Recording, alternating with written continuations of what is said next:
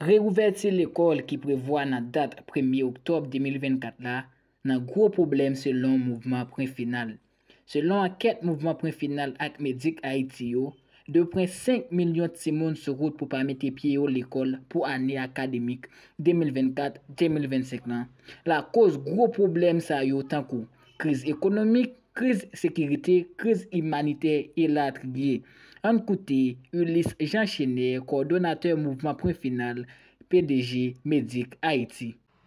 Au niveau du mouvement point final, en ce qui a trait à la réouverture des classes pour l'année académique 2024-2025 prévue pour le 1er octobre 2024, nous disons c'est une rentrée scolaire dans l'impasse parce que la situation de grave crise généralisée que connaît le pays, a un impact considérable sur l'éducation en d'un pays.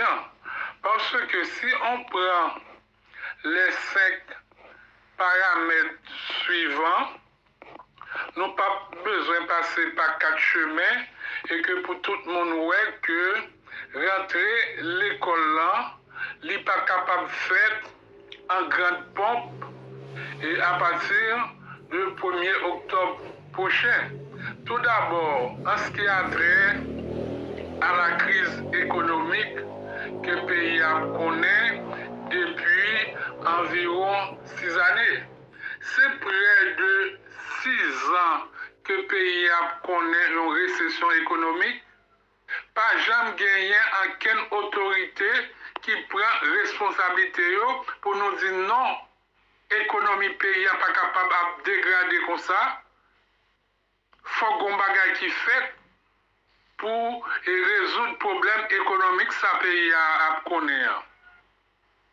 D'ailleurs, à l'approche de la réouverture des classes, nous gardons nos esprits, tout produit, tout matériel scolaire, ont monté considérablement.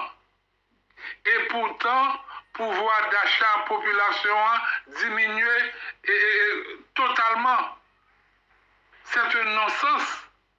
Si le prix matériel scolaire monté et que le pouvoir d'achat parents diminué, comment ils peuvent faire acquisition matérielle pour permettre si nous rentrer l'école convenablement pendant que l'État pas supporté, pas subventionné rien.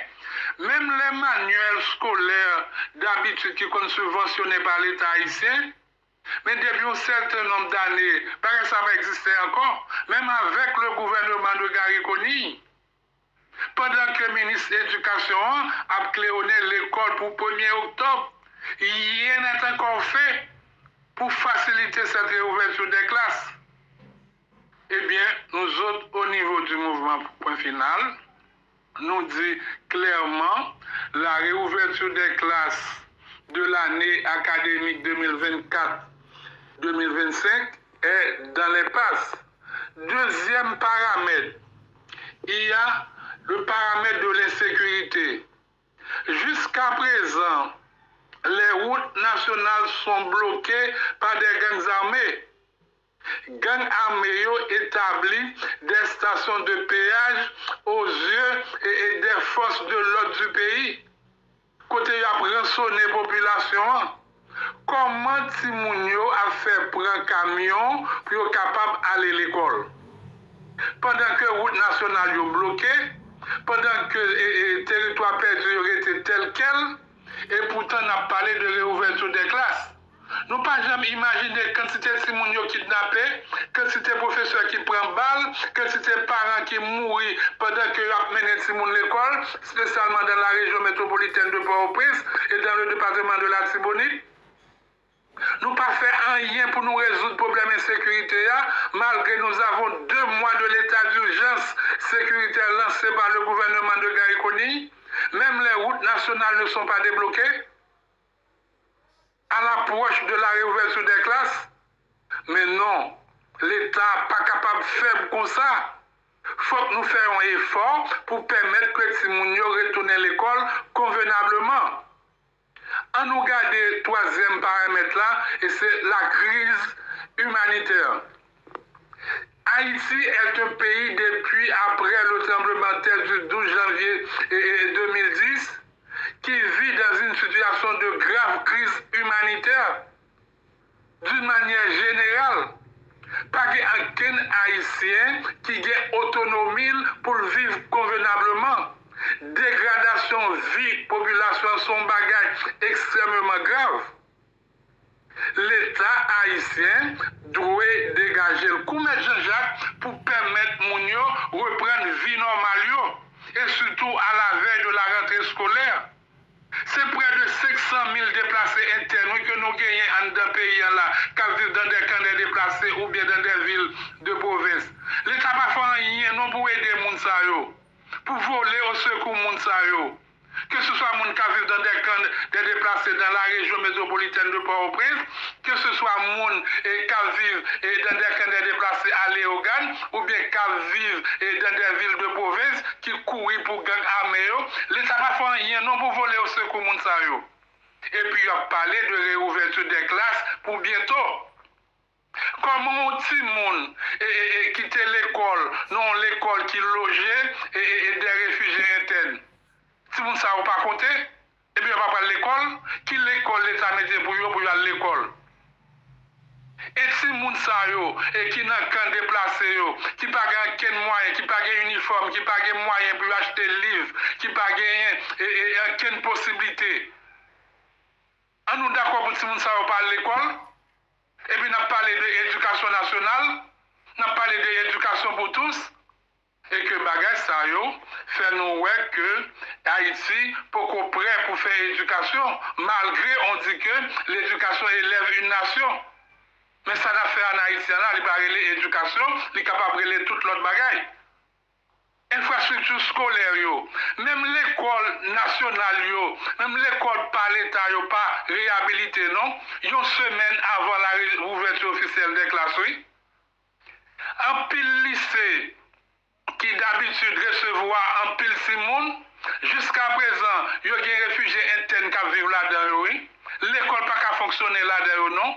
En pile l'école qui retrouve dans des territoires perdus, qui contrôlés par les gangs armés, l'école ça n'a pas fonctionner, non. Seulement dans la région métropolitaine, c'est près de 800 écoles oui, qui ferment à cause de la violence des gangs armés, que ce soit dans la région à Port-au-Prince, que ce soit à Cité-Soleil, que ce soit à Bel-Air, Croix-des-Bouquets, Carrefour. Toutes les écoles sont fermées, oui, à cause de violences gang armées. Et pourtant, le gouvernement, via le ministre de l'Éducation nationale, a annoncé la réouverture des classes. Et en dernier lieu, comme 5e paramètre, c'est prix carburant. Le carburant, c'est un produit transversal, qui a un impact sur tout secteur.